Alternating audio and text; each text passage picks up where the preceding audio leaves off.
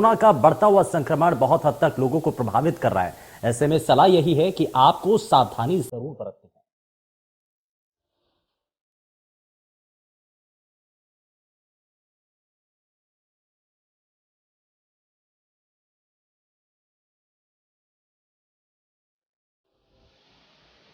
प्रदेश में लगातार कोरोना के मामले बढ़ रहे हैं, तो दूसरी तरफ तीसरी लहर में भले ही मौतों का आंकड़ा कम हो, लेकिन खतरा भी टला नहीं है।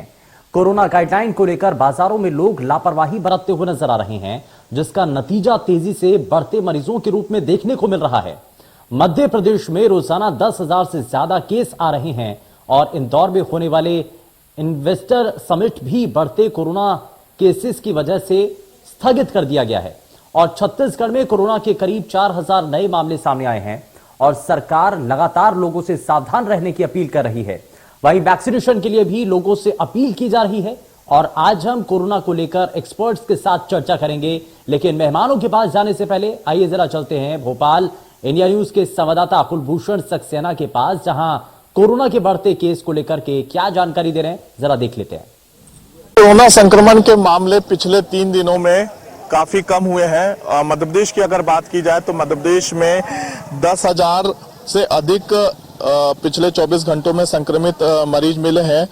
10,585 मरीज, भोपाल में 2,128, इंदौर में 2,665, जबलपुर में 910, ग्वालियर में 460 संक्रमित मरीज मिले हैं। इसके साथ ही अलीराजपुर में 15, आगरमालवा में 17, अनूपपुर में 65, अशोकनगर में 38, बालाघाट में 55, बड़वानी में 74, बैतूल में 94। इंदौर, भोपाल में अगर बात की जाए, इसके साथ ही जबलपुर में एक मरीज की मौत हुई है। पिछले 3 दिन में जो मरीज के मौत का आंकड़ा है वो भी मध्य प्रदेश में बढ़ा है। इसके साथ ही प्रदेश में एक्टिव केसों की अगर संख्या की बात की जाए तो 70,000 से अधिक एक्टिव केस मध्य प्रदेश में है। इसके साथ ही जो मरीज ठीक हो चुके हैं उनकी संख्या 7,822 है। मध्य प्रदेश में आप ये तस्वीर देख सकते हैं कि जिस प्रकार से लगातार जो नो मास्क नो मूवमेंट रोको टोको अभियान, मास्क ही जिंदगी है, इस अभियान के तहत जब हम मार्केट में मौजूद है तो अधिकांश लोगों के चेहरे पे जो है ये मास्क की तस्वीर आप देख सकते हैं, क्योंकि अब जो कोरोना है वो काफी लोगों को डराने लगा है। तीसरी लहर है और दूसरी लहर में जो स्थितियां उत्पन्न हुई थी वही स्थिति तीसरी लहर में भी अब धीरे धीरे देखने को मिल रही है। अन्य राज्यों की अगर बात करें तो जहां महाराष्ट्र, कर्नाटक, अन्य राज्यों में केस कम होने शुरू हो चुके हैं, लेकिन मध्य प्रदेश में जो है वही स्थिति बनी हुई है। अब जो कोविड संख्या मरीजों का जो आंकड़ा है वो 10,000 के ऊपर पहुंच चुका है। तो देखने वाली बात होगी कि जिस प्रकार से सरकार का जो अभियान चल रहा है, no mask no movement, mask ही जिंदगी है, रोको टोको अभियान, ये अभियान कितना सफल होता है। लेकिन मध्य प्रदेश में जो कोविड संक्रमित का आंकड़ा है वो दिन प्रतिदिन बढ़ता हुआ नजर आ रहा है। कैमरामैन अजय कटियार के साथ कुलभूषण सक्सेना, इंडिया न्यूज भोपाल। आंकड़ों के जरिए दिखाने की कोशिश करते हैं कि कितना ये खतरनाक इस वक्त ये संक्रमण नजर आ रहा है। छत्तीसगढ़ में कोरोना के 3,841 नए मामले सामने आए हैं और प्रदेश में पॉजिटिव दर जो है वो 14% के आसपास है। वहीं प्रदेश में एक्टिव केस अब 31,990 हो चुके हैं और बीते 24 घंटों के अंदर 3,021 मरीज स्वस्थ भी हुए हैं, यानी कि रिकवर हो चुके हैं। वहीं 11 मरीजों की कोरोना की वजह से मौत हो चुकी है। तो आप ये भी देखिए कि खतरा अभी भी बरकरार है, खतरा अभी भी कम नहीं हुआ है। ऐसे में बहुत हद तक जरूरत है हमें सावधानी बरतने की। और चलिए जरा जल्दी से आगे बढ़ते हैं और बढ़ते संक्रमण के बीच में सावधानी हमें कैसे बरतनी है, किन चीजों का हमें ध्यान रखना है, जरा इन बातों को समझ लेते हैं। और इसके लिए हमारे साथ 2 खास मेहमान कार्यक्रम में जुड़ चुके हैं। जरा सबसे पहले आपको मिलवा देते हैं उनसे। हमारे साथ फिजिशियन डॉक्टर अनिमेश चौधरी कार्यक्रम में जुड़ चुके हैं। अनिमेश जी, बहुत स्वागत है आपका कार्यक्रम में। और डॉक्टर आराधना सिंह हमारे साथ कार्यक्रम में जुड़ चुकी हैं। आराधना जी, बहुत स्वागत है आपका कार्यक्रम में। जरा अनिमेश जी, मैं शुरुआत आपसे कर रहा हूं। बढ़ते संक्रमण के बीच में लोगों की चिंताएं भी बढ़ चुकी हैं। चिंता इस बात को लेकर के है, बार बार जिस बात का अंदेशा जताया जा रहा था, ये कहा जा रहा था कि तीसरी लहर आएगी तो बहुत हद तक बच्चों को प्रभावित करेगी, लेकिन आप इसको किस तरीके से देख रहे हैं? बच्चों को कितना प्रभावित करते हुए नजर आ रही है और इससे बच्चों को बचाने के लिए क्या करना चाहिए, एक पेरेंट्स को, अभिभावकों को, लोगों को? समझना चाहिए कि अभी तीसरी लहर जो आई है ये अधिकतर फ्लू के रूप में ही आई है। इस सच्चाई को हम स्वीकार कर सकते हैं कि अधिकतर केसेस कम है। हाँ, ध्यान देना है, लापरवाही नहीं बरतना है। यदि आपको कोविड के लक्षण है तो सभी को अपना ऑक्सीजन चेक करना है, पहली बात। दूसरी बात यह है कि बच्चों में शुरू से ही हर साल फ्लू के समय, जब सीजन चेंज होता है ठंड के समय, तो यह सिम्टम्स जो है फ्लू के हमेशा आते हैं, बुखार आना, खांसी आना, चाहे कोविड हो चाहे नहीं हो, क्योंकि बच्चों की इम्यूनिटी इससे डेवलप होती है। तो आपको घबराने की जरूरत नहीं है। बड़े भी प्रभावित हैं, लगभग सभी जितनी भी पॉपुलेशन है, बड़े बूढ़े बच्चे महिलाएं सभी इससे प्रभावित हैं, तो बच्चे भी प्रभावित हैं। पर अधिकतर लोगों को सामान्य सर्दी खांसी हो रही है जो कुछ दिनों में ठीक हो जा रही है। तो फिर मैं बोलूंगा घबराइए मत। वैक्सीन के, यदि आपके बच्चे वैक्सीन के एज ग्रुप में आते हैं तो सभी को वैक्सीन लगवाना चाहिए।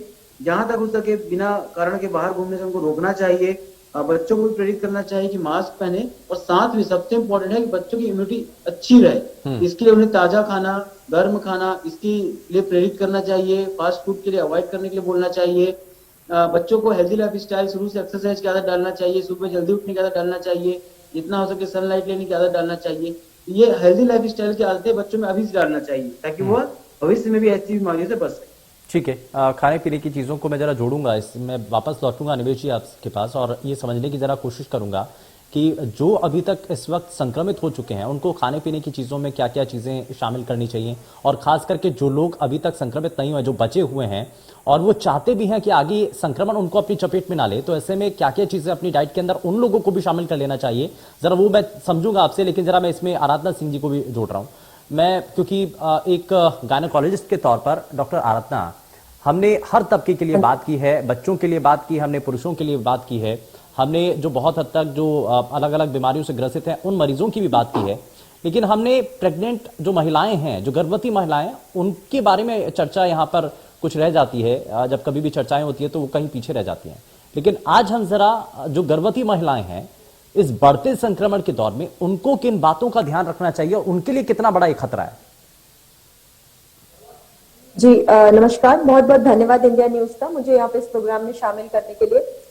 तो ये एक बहुत अहम सवाल है कि जो गर्भवती महिलाएं हैं वो एक बहुत ही ज्यादा एक जिसको कहते हैं ना वल्नरेबल ग्रुप है हमारे सोसाइटी का, जिनको कि हमें हमेशा बचा कर रखना है। तो इसमें भी जो प्रिकॉशन आप लेंगे जो इनको बचा के रखने का, वही है जो यूनिवर्सल प्रिकॉशन जो सब लोग जैसे कि करते हैं कि भीड़ भरे जगहों पे ना जाएं, समय समय पे सैनिटाइज करते रहें, हाथों को, मास्क का उपयोग करें। अगर कभी भी ज्यादातर हम लोग देखते हैं कि जो गर्भवती महिलाएं वो घरों पर ही रहती हैं, सिर्फ आवश्यकता पड़ने पर ही वो या तो हॉस्पिटल या कभी बाहर जाती हैं, तो वैसे भी वो प्रोटेक्टेड रहती है। मगर जब भी वो जाएं अगर बाहर तो वो अपना मास्क और सैनिटाइजेशन का और सोशल डिस्टेंसिंग जिसको सामाजिक दूरी जिसको कहते हैं वो बनाकर रखें।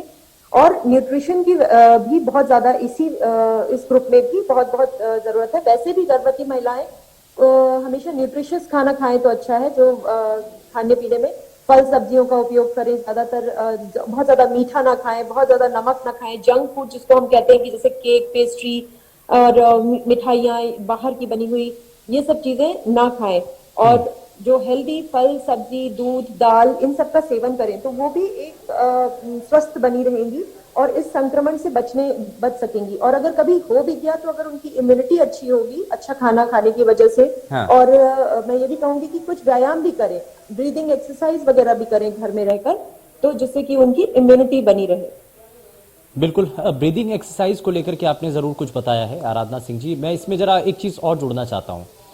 जो गर्भवती महिलाएं हैं घर पर रहती हैं, लेकिन जब उनको जाना पड़ता है तो वो अस्पताल जाती हैं, हॉस्पिटल जाती हैं, जहां पर संक्रमित होने की संभावनाएं ज्यादा बढ़ जाती हैं क्योंकि दूसरे मरीज भी वहां पर आते हैं। तो ऐसे में जब अस्पताल जा रही हैं चेकअप के लिए, रूटीन चेकअप के लिए, तो किन चीजों का उनको खास करके ध्यान रखने की जरूरत है? हाँ, तो इसमें देखिए अस्पताल भी अपनी तरफ से और सभी मैं कहना चाहूंगी कि गायनेकोलॉजिस्ट जो होते हैं गर्भवती महिलाओं के लिए केयरफुल हैं। हम लोग बहुत ज्यादा ओवर क्राउडिंग हॉस्पिटल्स में अवॉइड करते हैं। प्रॉपर अपॉइंटमेंट से ही मरीज हमारे पास आते हैं और हम कोशिश करते हैं कि उनको जल्द देखकर घर भेज दिया जाए। तो इस चीज का ध्यान रखना होता है। और अगर वो एक अच्छा सा N95 या एक सिंपल सर्जिकल मास्क भी प्रॉपर तरीके से लगाए हुए हैं तो वो संक्रमण से बहुत ज्यादा बच सकती हैं। अगर वो किसी पॉजिटिव मरीज के संपर्क में भी आती हैं तो उनका जो वेल फिटेड मास्क है वो उनको काफी हद तक प्रोटेक्शन देता है। और संक्रमण दर बहुत कम होती है। तो मास्क बहुत इंपॉर्टेंट है। स्पेशली कई बार हम लोग देखते हैं कि लोग बात करते समय मास्क नीचे कर लेते हैं, बात करते हैं और फिर मास्क लगा लेते हैं। तो इस तरह से ऐसा कुछ भी ना करें। मास्क अगर एक बार आपने वेल फिटेड मास्क लगा लिया नाक के और मुंह के अराउंड, तो उसको बार बार टच ना करें और लूज ना करें। बिल्कुल, ये बड़ा जरूरी है कि जब भी आप अपने घर से बाहर निकलें, सार्वजनिक जगहों पर पहुंचें, तो वहां पर आपको जो कोविड गाइडलाइंस हैं उनका पालन जरूर करना होगा। खास करके मास्क पहनने को लेकर के जो तरीका है, उस सही तरीके को आपको जरूर अपनाना चाहिए, क्योंकि कई बार देखा जाता है कि मास्क का जो पहनने का तरीका है वो अगर आपका सही नहीं है तो संक्रमित होने की संभावनाएं उतनी ज्यादा बढ़ जाती हैं। मैं जरा वापस अनिमेश जी आपके पास आता हूं। हम इस जब बढ़ते संक्रमण के दौर के अंदर हैं, तो आज की मध्य प्रदेश की अगर हम स्थिति देखें, छत्तीसगढ़ की अगर हम स्थिति देखें, तो कहां आप देख पा रहे हैं इसको? कोरोना की पीक को लेकर के बार बार जिक्र हो रहा है। ये कहा जा रहा है कि कोरोना अपनी पीक पर आने वाला है।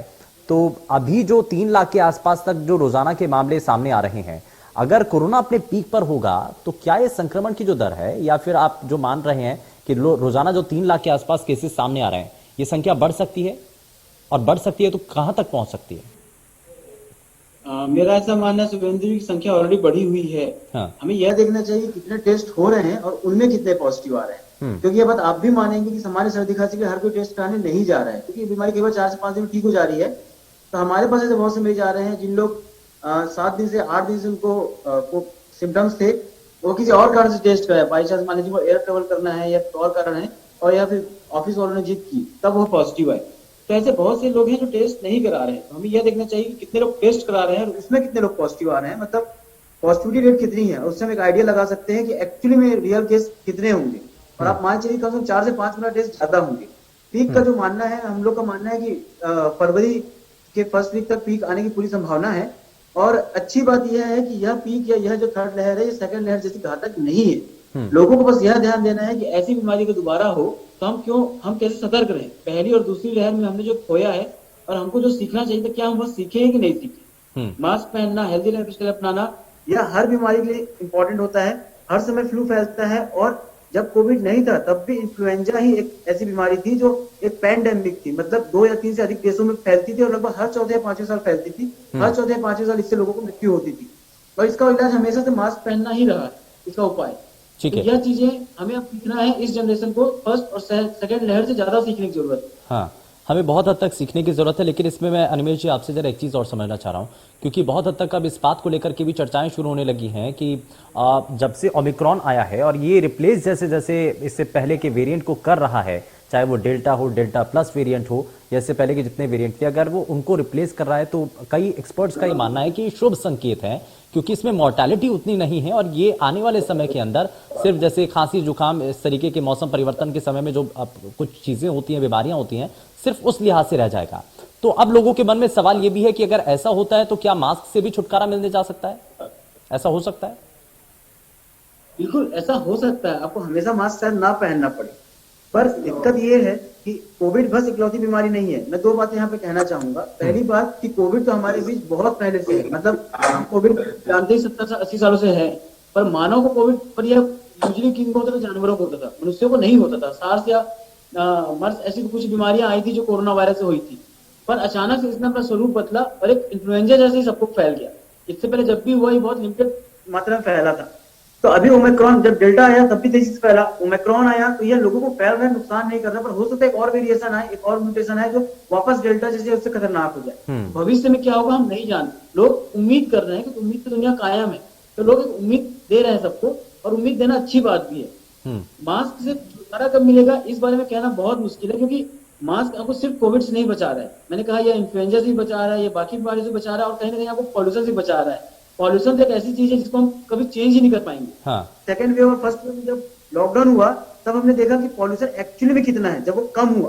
और हम ये भी देखे कि पॉल्यूशन कम करने के जो उपाय हैं शायद प्रैक्टिकली हम ना कर पाए, क्योंकि हम उस दौर से नहीं बचना चाह रहे हैं। हम एक बहुत बड़ी चीज को नजरअंदाज कर रहे हैं। तो मास्क को तो धीरे धीरे आप जब एक डेटा उठाएंगे, जब कोविड खत्म हो जाएगा और तब लोग हेल्थ की जागरूक हुए, वह देखेंगे कि हमारे आसपास दमा के और अस्थमा के केसेस कितने बढ़ते जा रहे हैं। जो नेक्स्ट जनरेशन आ रही है, जितने हम मैं आपको बोला ना कि अगले इन बच्चों को सिखाइए, तो यह बच्चे बहुत बड़ी मुसीबत से जूझने वाले हैं।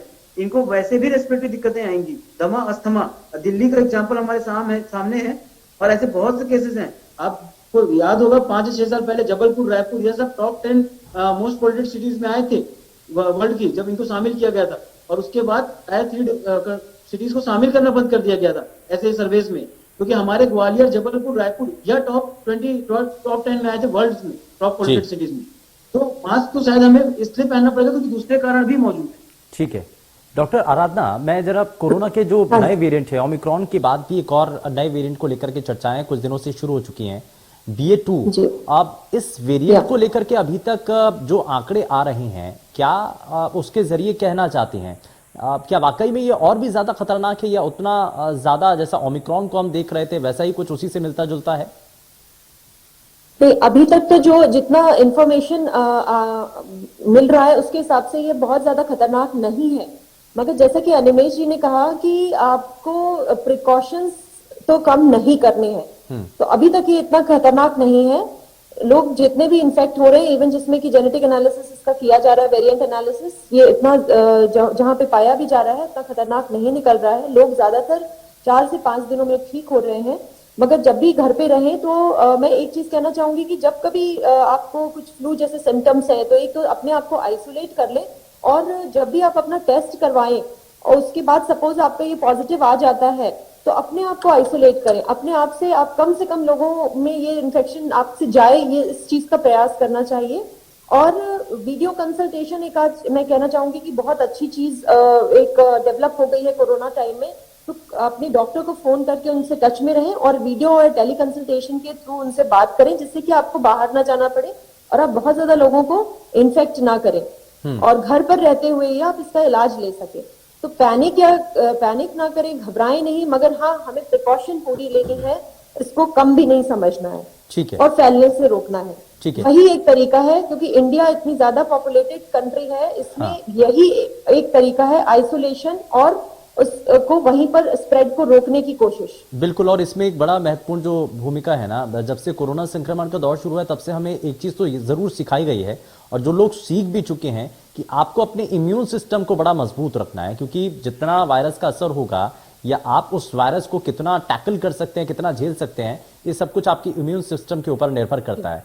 तो खाने पीने की चीजें कैसी होनी चाहिए, क्या आप अपनी डाइट के अंदर शामिल कर रहे हैं, क्योंकि पहले तक तो लोग जंक फूड की तरफ बहुत ज्यादा अपना रुझान रखते थे, लेकिन अब कम से कम कोरोना संक्रमण के बाद से लोगों ने इतना तो फर्क करना सीख लिया है डॉक्टर अनिमेश जी, कि अब जंक फूड को फिलहाल लोग बहुत हद तक इससे दूरी बना करके रख रहे हैं, और खाने पीने की चीजों के अंदर हरी सब्जियां और तमाम दूसरी जो चीजें हैं उनको शामिल कर रहे हैं। अब जरा जो लोग संक्रमित हो चुके हैं, आप उनके लिए क्या क्या चीजें शामिल करनी चाहिए अपनी डाइट के अंदर, जो घर पर रह करके लड़ाई लड़ रहे हैं कोरोना से, तो क्या उनको ध्यान रखना चाहिए, क्या उनकी खाने पीने की चीजें उनको अपनी डाइट के अंदर शामिल करना चाहिए एक पेशेंट को? और साथ ही जो लोग बचना चाहते हैं इस संक्रमण से, अपने आप को इस संक्रमण को अपने ऊपर हावी नहीं होने देना चाहते हैं खान पान के जरिए, उनको क्या क्या चीजें शामिल करनी चाहिए?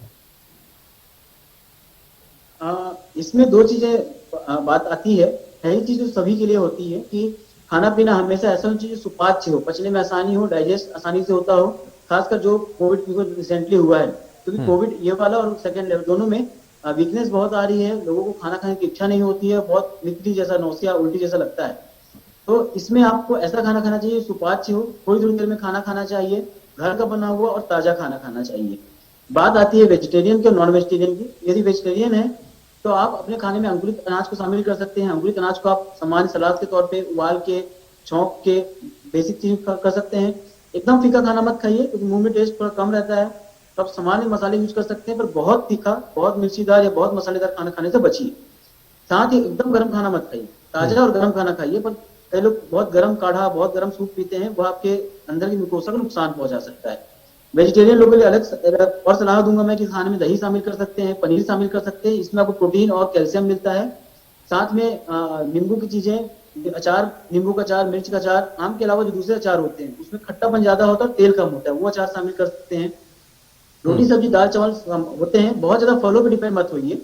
नॉन वेज वाले एटलीस्ट अपने खाने में एग शामिल कर सकते हैं और फिश शामिल कर सकते हैं। जो हैवी मील होते हैं जैसे मटन हो गया या फिर चिकन, उसको अवॉइड करना चाहिए।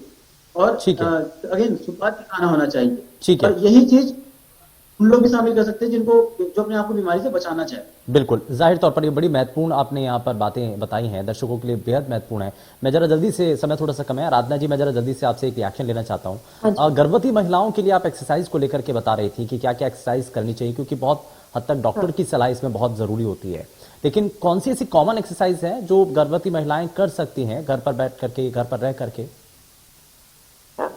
तो ये एक बहुत ही अहम सवाल है, क्योंकि देखिए सभी का आजकल बाहर निकलना बंद हो चुका है और उसी गिरफ्त में गर्भवती महिलाएं भी हैं जो कि घरों में बैठी हुई हैं। 9 महीने तक वो बाहर नहीं निकल पा रही हैं। कभी पॉल्यूशन रीजन हो जाता है, कभी कोरोना थोड़ा ठीक होता है तो पॉल्यूशन ज्यादा बढ़ जाता है, और ठंड अभी बहुत ज्यादा जैसे कि चल रही है हम लोग देखते हैं। तो इनको अपना नॉर्मल एक तो ब्रीदिंग एक्सरसाइज डेली करें, थोड़ा सा बहुत ज्यादा ऐसे एब्डोमिनल ब्रीदिंग नहीं होनी चाहिए जिसमें कि पेट के बहुत ज्यादा मूवमेंट हो, बट डीप ब्रीदिंग जैसे अनुलोम विलोम थोड़ा कर सकती हैं, डीप ब्रीदिंग कर सकती हैं, पूरा अपर बॉडी स्ट्रेचिंग कर सकती हैं, शोल्डर एक्सरसाइजेस कर सकती हैं, रिस्ट कर सकती हैं। देन एक घर के अंदर ही थोड़ा स्पेस तो निकाल घर में रह करके क्या क्या अपने एक्सरसाइजेस किए जा सकते हैं, ये अब बड़ी महत्वपूर्ण सलाह आपके द्वारा बताई गई है। बहुत शुक्रिया, समय थोड़ा सा कम है। बहुत शुक्रिया दोनों ही खास मेहमानों का कार्यक्रम में शामिल होने के लिए और हमारे दर्शकों तक बेहद महत्वपूर्ण जानकारी पहुंचाने के लिए। लेकिन संक्रमण से बचना है तो आपको वैक्सीनेशन जरूर आपको करवाना होगा और साथ ही आपको कोविड गाइडलाइंस का पालन जरूर करना होगा, तभी आप इस बढ़ते संक्रमण से अपने आप को बचा पाएंगे। फिलहाल के लिए बस उतना ही। नमस्कार।